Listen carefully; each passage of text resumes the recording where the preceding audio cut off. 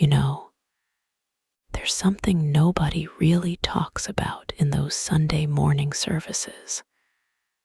Something that gets swept under the pews and hidden behind polite smiles and gentle handshakes.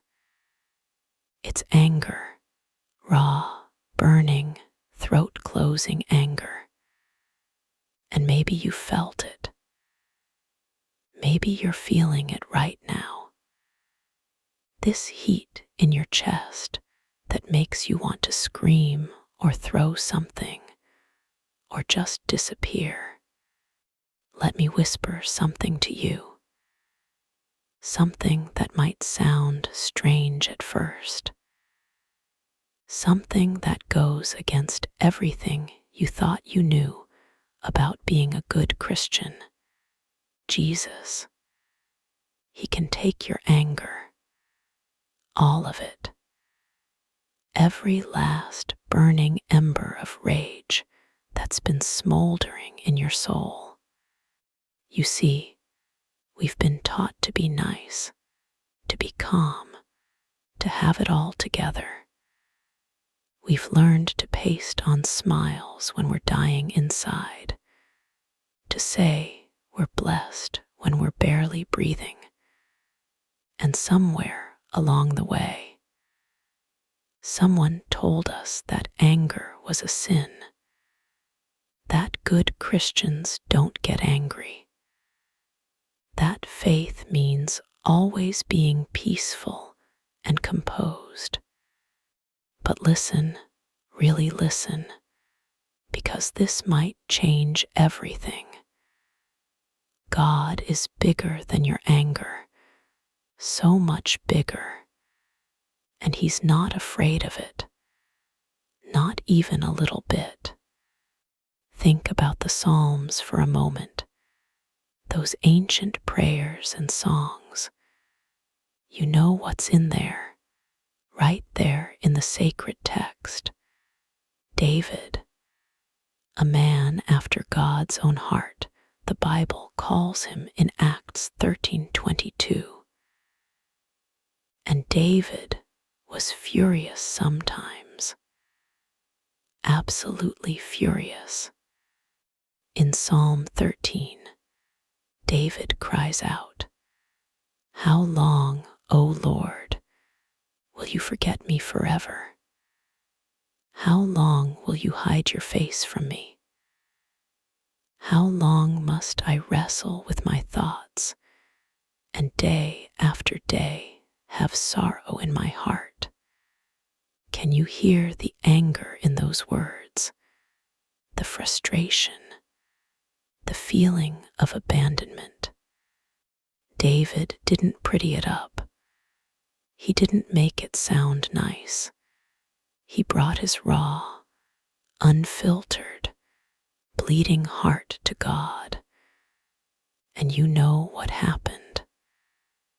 God didn't strike him down, didn't turn away, didn't tell him to get his act together. Or look at Psalm 22. My God, why have you forsaken me? Why are you so far from saving me, so far from my cries of anguish? These aren't the words of someone who's calmly sitting in a garden with a peaceful smile. These are the words of someone who's angry, confused, desperate. And here's the thing that should take your breath away. Jesus himself, yes, Jesus, quoted these very words on the cross, recorded in Matthew 27:46. He cried out the beginning of Psalm 22, bringing the full weight of human anger and abandonment into that moment. He knew what it felt like, this rage, this sense of being left alone in the darkness. Jesus got angry too. Let that sink in for a moment. Jesus, the perfect Son of God, experienced anger, real anger. Remember when he walked into the temple, that sacred space, and saw what they'd done to his Father's house. They turned it into a marketplace, a place of profit and exploitation. And Jesus didn't take a deep breath and count to 10. He didn't journal about his feelings. He didn't schedule a therapy session. No, according to John 2:15-17, he made a whip. Think about that. He took the time to braid a whip. And then he drove them all out, flipping over tables, scattering coins, releasing animals, and his disciples remembered the scripture. Zeal for your house will consume me. This was righteous anger, holy anger, and it was real. Or what about when Jesus looked at the Pharisees, those religious leaders who cared more about rules than people? Mark 3:5 tells us he looked at them with anger, grieved at their hardness of heart. He didn't hide it, didn't stuff it down. He felt it and expressed it. So maybe, just maybe, your anger isn't the problem you thought it was.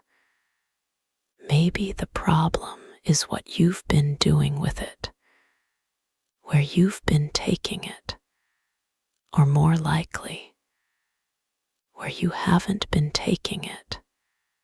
You've been carrying it around like a stone in your pocket, heavy and cold, wearing you down, making you tired. And you've been angry at yourself for being angry, which is like being trapped in a room with mirrors on every wall, just anger reflecting back at you infinitely. But what if there's another way? What if Jesus is standing there, not with crossed arms and a disapproving frown, but with open arms, saying, "Bring it here, bring all of it.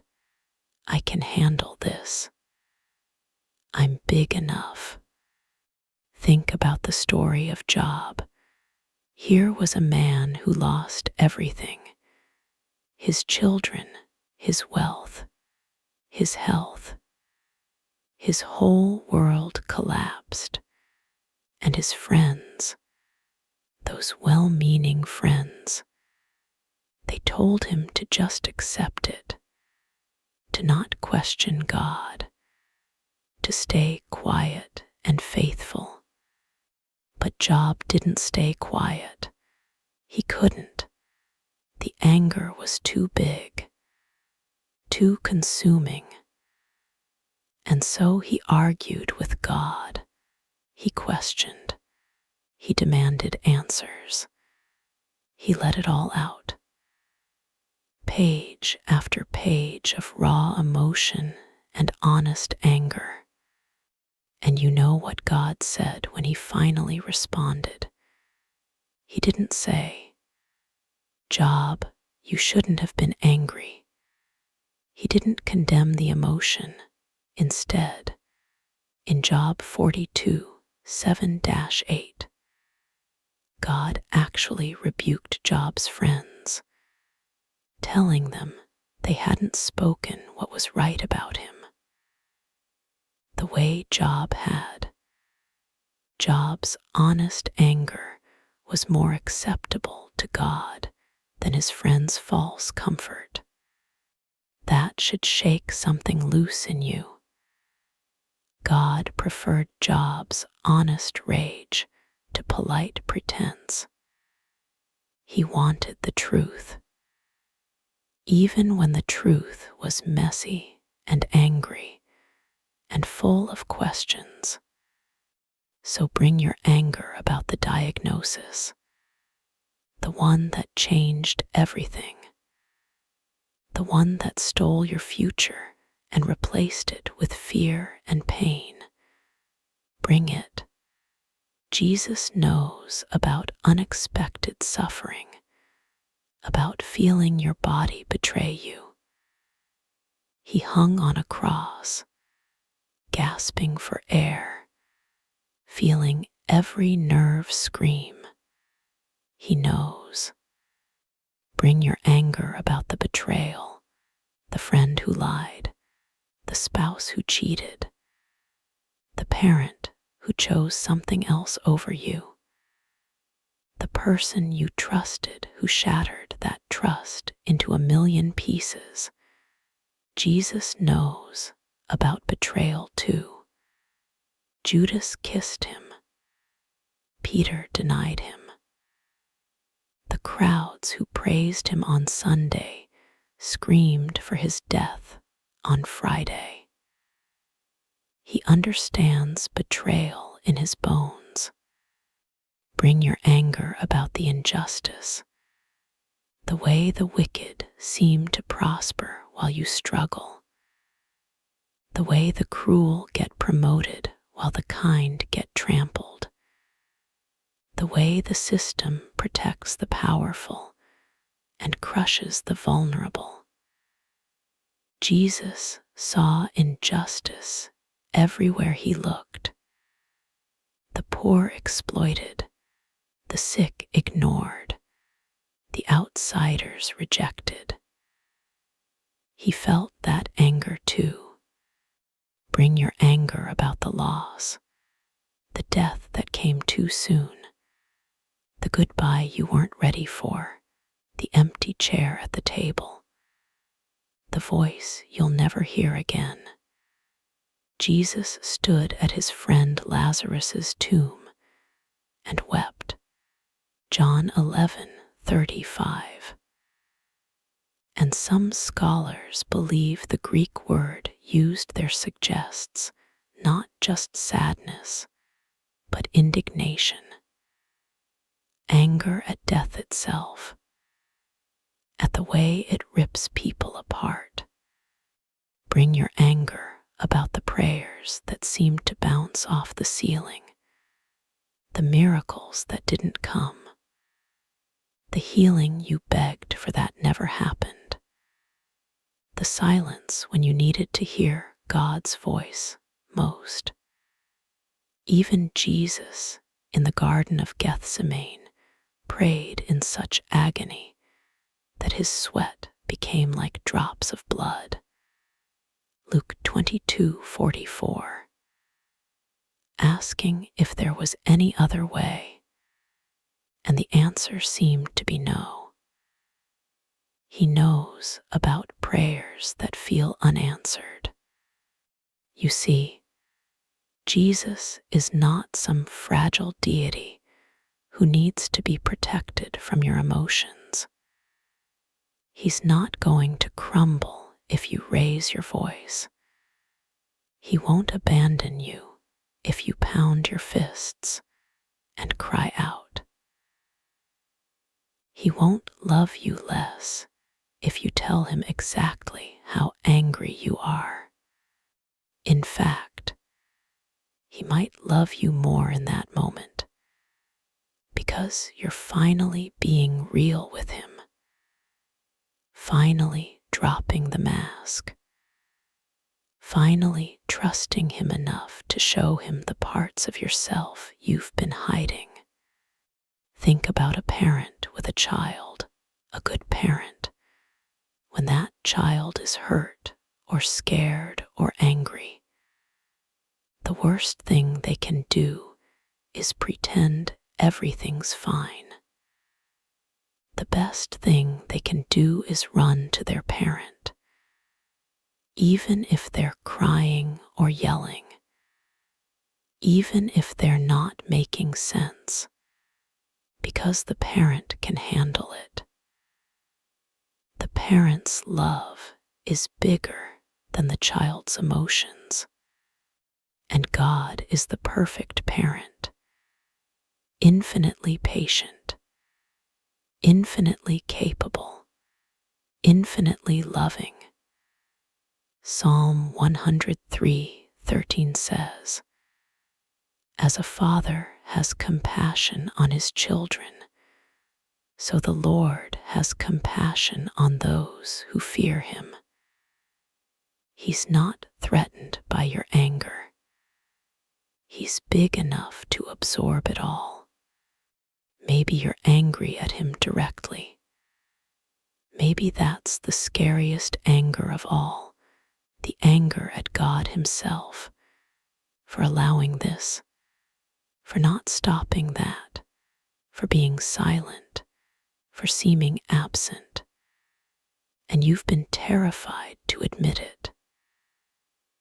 Terrified that acknowledging anger at God makes you a terrible person, an ungrateful wretch, a failed believer. But let me tell you something.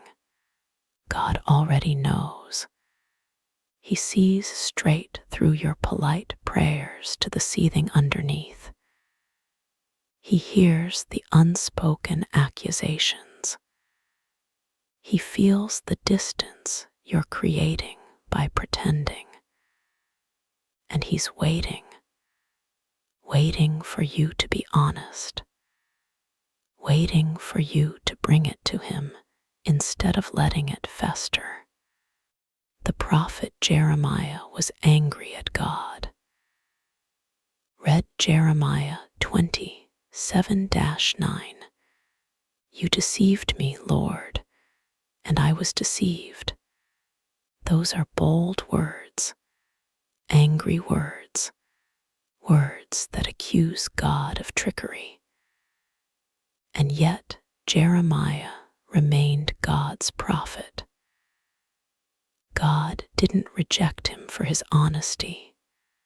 Habakkuk questioned God's justice. His whole book is essentially an argument with God. Why do you make me look at injustice? Why do you tolerate wrongdoing? Habakkuk 1:3.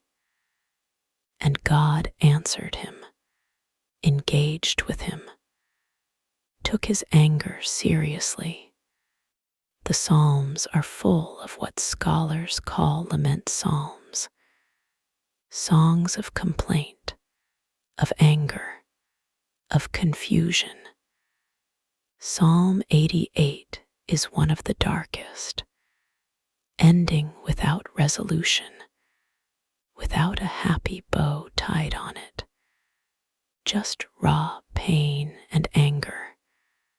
And it's in the Bible, in the sacred text, because God knew we'd need permission to feel these things.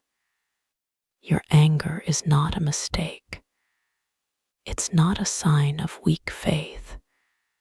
It's often a sign that you care deeply, that you have a sense of justice, that you recognize when things are wrong.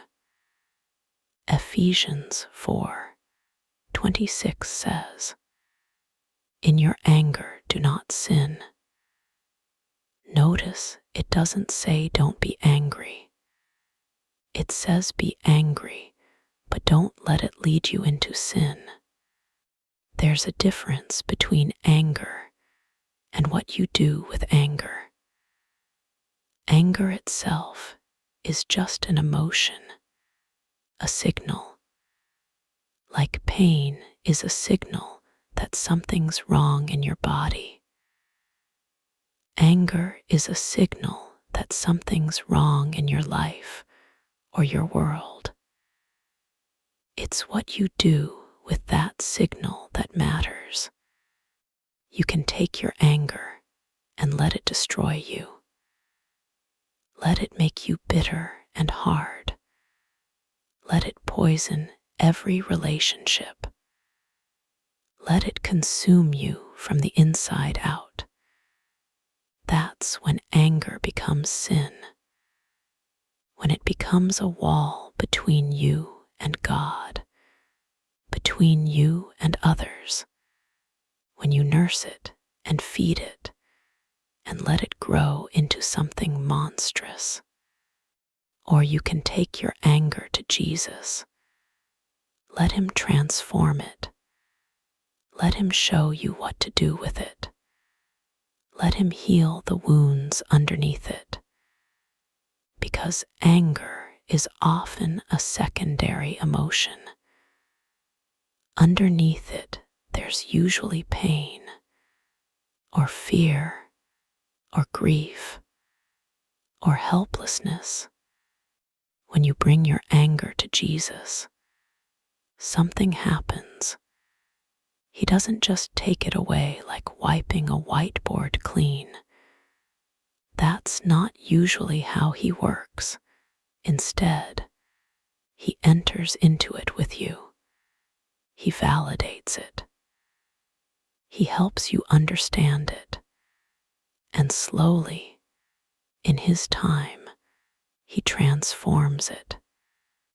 Maybe your anger becomes the fuel for change, for fighting injustice, for protecting others, for creating something beautiful out of ashes.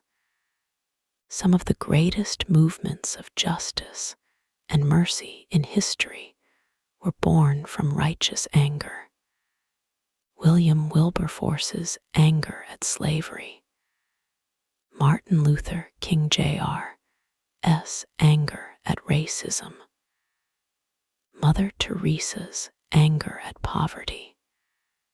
They brought their anger to God, and he channeled it into something redemptive.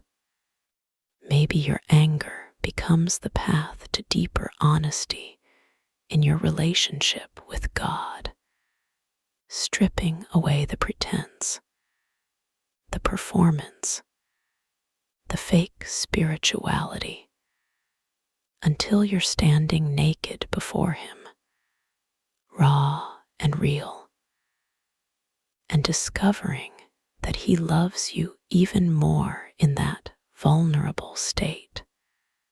Maybe your anger becomes the catalyst for healing, because you can't heal what you won't acknowledge. You can't overcome what you won't face. Bringing your anger into the light, into God's presence, allows him to show you what's really underneath and to heal those deeper wounds. Jesus doesn't want your mask. He wants your mess. He doesn't want your pretense. He wants your pain. He's not impressed by how put together you look on Sunday morning. He's moved by how broken you are on Tuesday night when no one's watching. In Matthew 11:28, Jesus says, "Come to me, all you who are weary and burdened, and I will give you rest." He doesn't say, "Come to me when you've got it all figured out, when you're calm and collected, when you've processed your emotions." He says, "Come as you are, weary, burdened, and yes, angry." The invitation is for now, not for when you're better, not for when you've worked through it. Now, in the middle of the mess, in the middle of the rage, in the middle of the storm. Think about the storm on the Sea of Galilee. In Mark 4:35-41, the disciples were terrified. The waves were crashing. The boat was filling with water. And Jesus was asleep, and they were furious about it. "Teacher, Don't you care if we drown?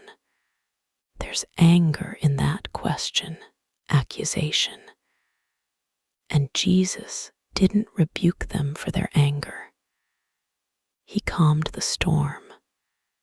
Sometimes Jesus calms the storm outside. Sometimes he calms the storm inside. And sometimes he just sits with you in the boat while it rocks. His presence steady while everything else is chaos. But here's what he won't do. He won't turn his back on you because you're angry. He won't stop loving you because you can't be nice right now. He won't withdraw his grace because you're struggling. Romans 8:38-39 promises that nothing, absolutely nothing, can separate you from the love of God in Christ Jesus.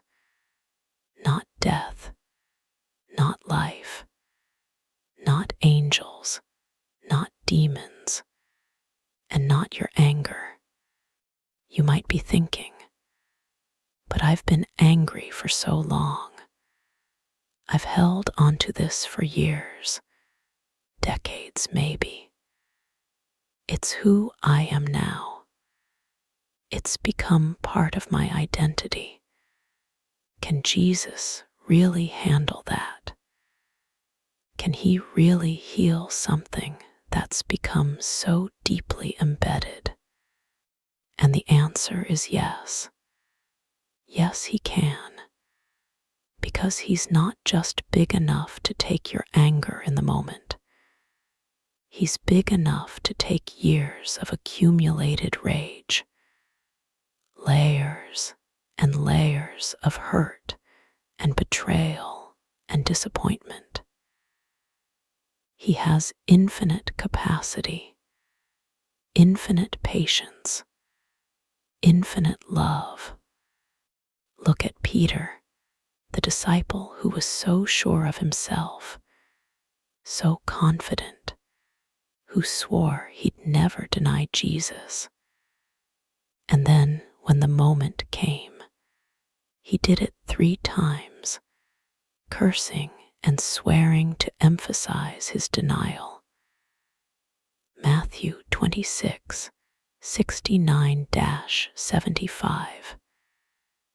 And when he realized what he'd done, he wept bitterly.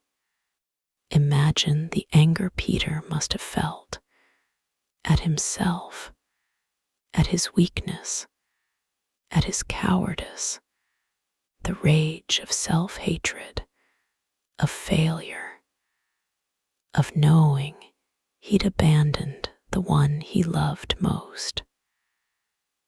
That kind of anger can be the most destructive of all. But Jesus didn't give up on Peter. After the resurrection, in John 21, Jesus found Peter, and 3 times, once for each denial, he asked Peter if he loved him. And 3 times he gave Peter a chance to say yes, to be restored, to be forgiven, to start again. Jesus took all of Peter's anger and shame and self-hatred, and he transformed it. Peter went on to be the rock of the early church, bold and courageous. The same man who had cowered before a servant girl, because Jesus is in the business of redemption, of taking our worst moments and making something beautiful from them. Maybe you need to hear this, whatever you're angry about. However justified that anger is, Jesus is big enough to handle it. And more than that, he wants to handle it. He's inviting you to bring it, all of it, holding nothing back. You don't have to clean it up first. You don't have to make it presentable. You don't have to figure out how to say it nicely. Just bring it, raw and real and ugly. Bring the words you've been afraid to say out loud, the accusations you've whispered in the dark, the rage you've been swallowing down. He already knows anyway. He's just waiting for you to acknowledge it, to stop pretending, to trust him with the truth. And when you do, when you finally let it out, something shifts. The weight you've been carrying gets lighter, not instantly, not magically, but gradually, as you let Jesus into that angry place, as you let him speak truth into the lies you've been believing, as you let him show you what's real and what's distortion. Sometimes anger is righteous. Sometimes it's revealing a real injustice that needs to be addressed.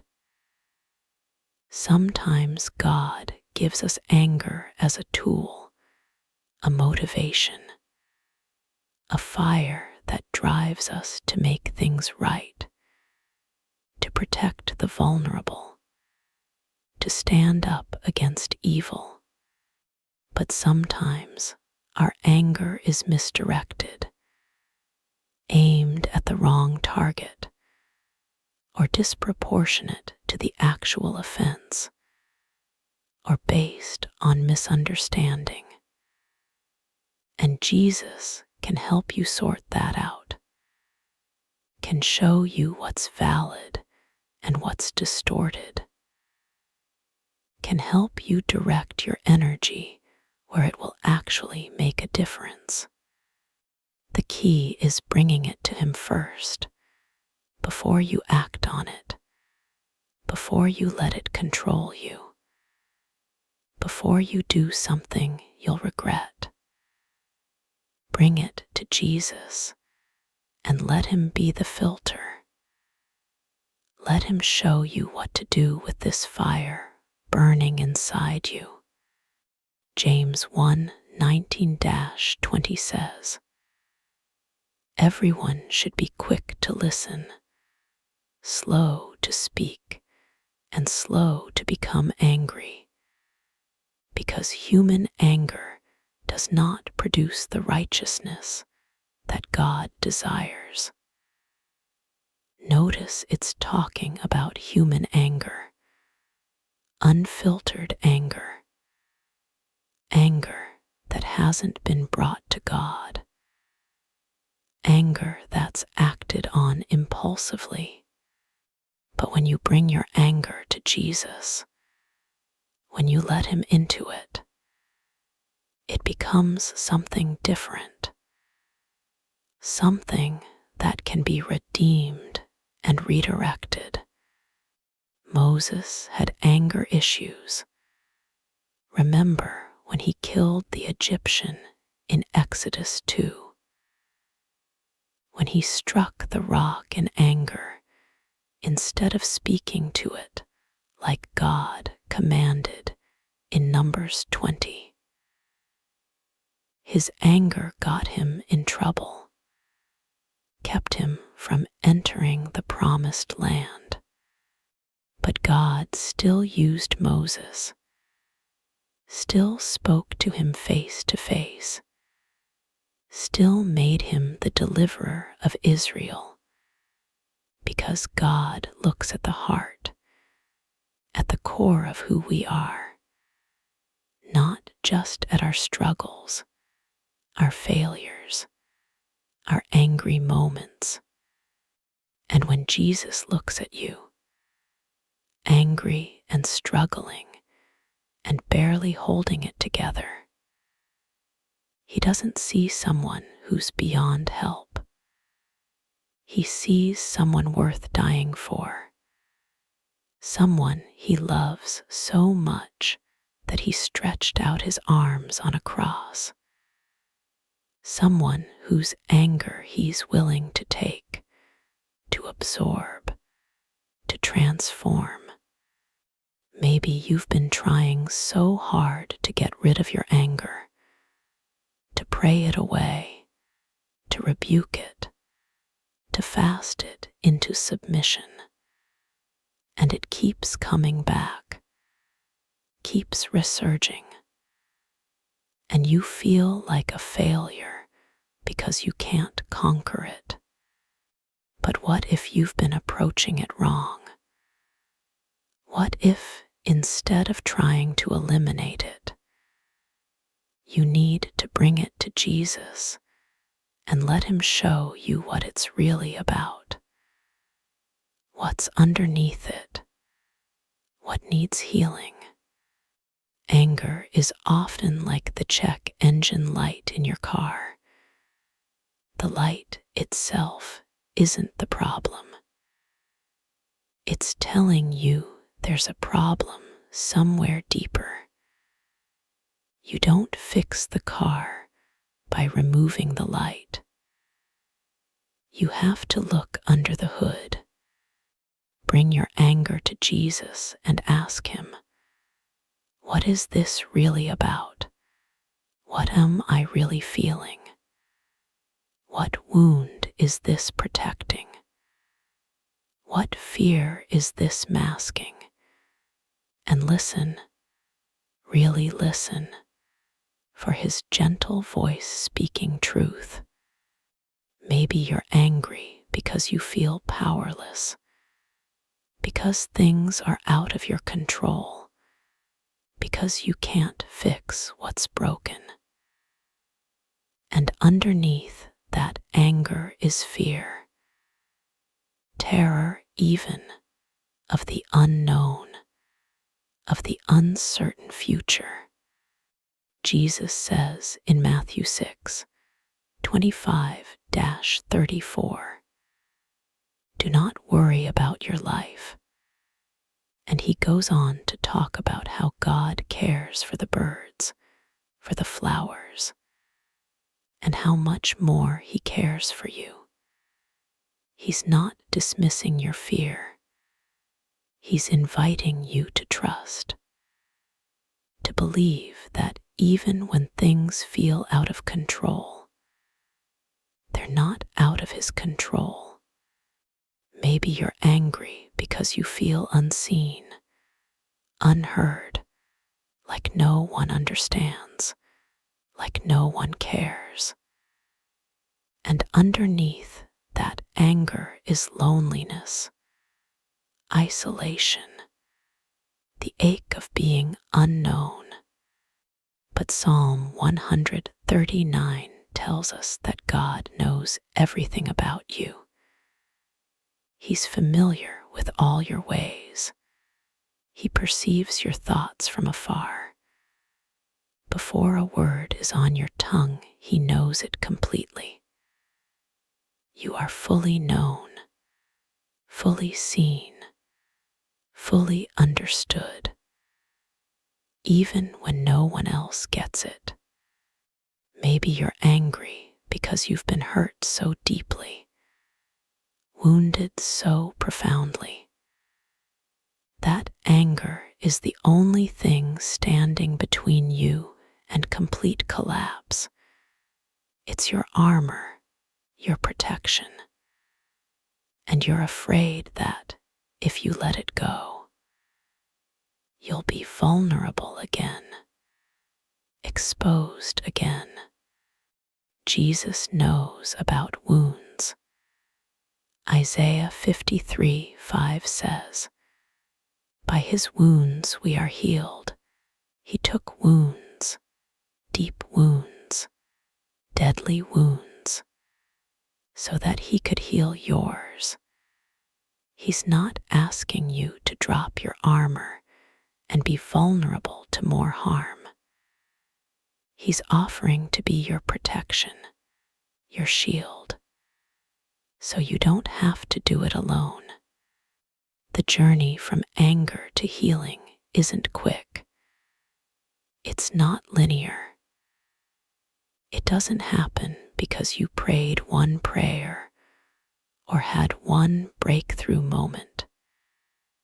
It's a process, sometimes a long one, with setbacks and struggles and moments when you think you've dealt with it, only to find it resurging. But Jesus walks that journey with you, step by painful step. He's patient when you're not. He's steady when you're shaking. He's there on the good days and the terrible days. He never leaves, never gives up, never stops believing in who you can become. Lamentations 3:22-23 says, "Because of the Lord's great love we are not consumed, for his compassions never fail. They are new every morning. Great is your faithfulness. Every morning, new compassion, new mercy, new patience for wherever you are in the journey." So tonight, or right now, or whenever you're reading this, wept at death.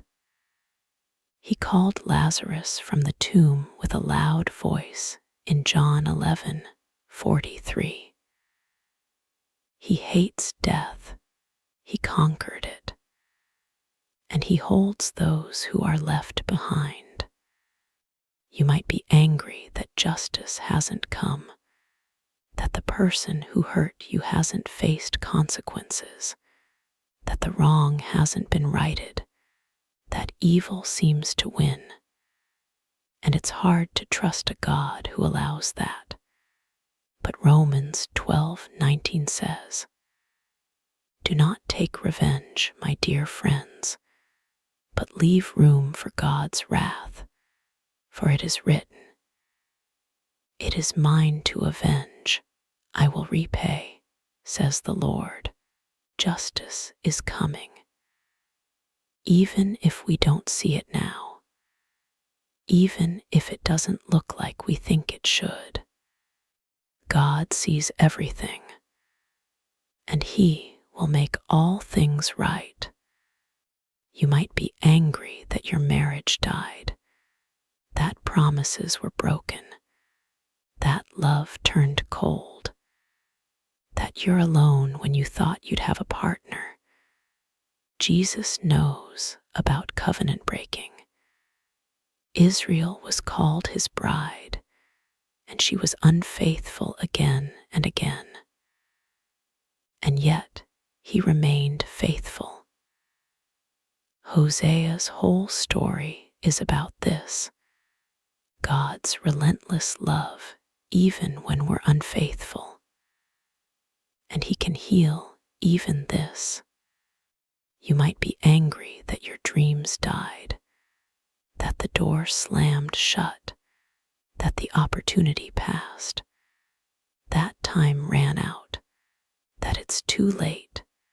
Jesus understands crushed hopes. He came to bring the kingdom of God, and many rejected him. His own people turned away. He knows about plans that don't work out, about doors that close. And yet he promises in Jeremiah 29:11, "For I know the plans I have for you, plans to prosper you and not to harm you, plans to give you hope and a future."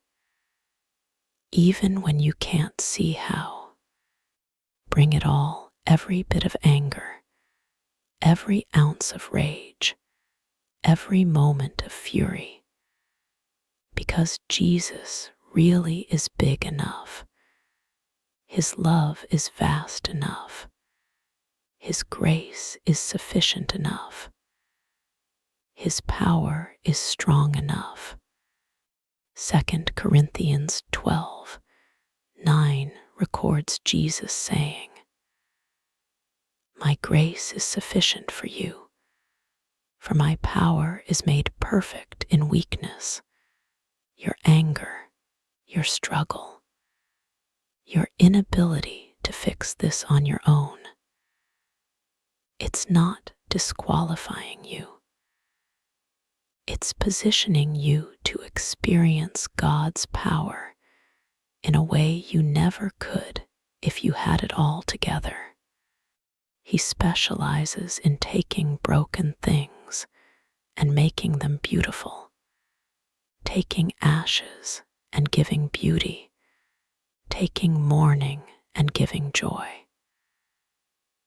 Isaiah 61:3 promises this. It's who He is, what He does, His whole mission. So let the tears come if they need to. Let the anger out. Let yourself feel it instead of stuffing it down. You're not falling apart. You're finally being honest. And honesty is the first step toward healing. Jesus isn't intimidated by your emotions. He created emotions. He gave you the capacity to feel deeply, to care intensely, to be moved by injustice and pain. He's not asking you to stop feeling. He's asking you to feel with Him, to let Him into your feeling, to let Him help you carry what's too heavy to carry alone. Matthew 11:29-30.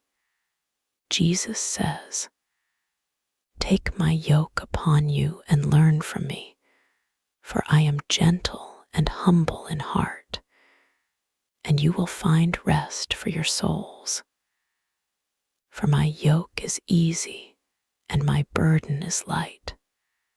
He's offering to share the load, to walk beside you, to carry what you can't.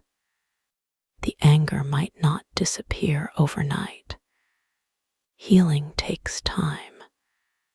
But when you bring it to Jesus, when you let Him into it, the nature of the anger changes. It loses its power over you. It stops being the defining thing. It becomes something you're working through rather than something that's destroying you. And maybe someday, not today, maybe not for a long time, but someday, you'll look back and realize that the anger has softened, that the sharp edges have been worn smooth, that you've been transformed in ways you couldn't have imagined, that Jesus really did take it, really did heal it, really was big enough all along. For now, just bring it. Bring your anger, your rage, your fury, your frustration, your confusion, your pain. Bring it all to the one who's big enough, strong enough, loving enough to take it. He's waiting, arms open, not with judgment, but with compassion, not with condemnation, but with understanding, not with rejection, but with acceptance. He's saying, I know, I see, I understand, and I'm here. I'm not going anywhere. Bring it all to me. I'm big enough. I promise I'm big enough. And He is. Jesus is big enough to take it all, every last bit, because His love has no limits. His grace has no end. His power has no boundaries. He's infinite, eternal, unchanging, and completely committed to you, to your healing, to your wholeness, to your transformation. So bring your anger. Don't be afraid. Don't hold back. Don't pretend anymore. Just bring it. And let Jesus show you just how big He really is, how capable He really is, how loving He really is, because He is. He really, truly is big enough to take it all.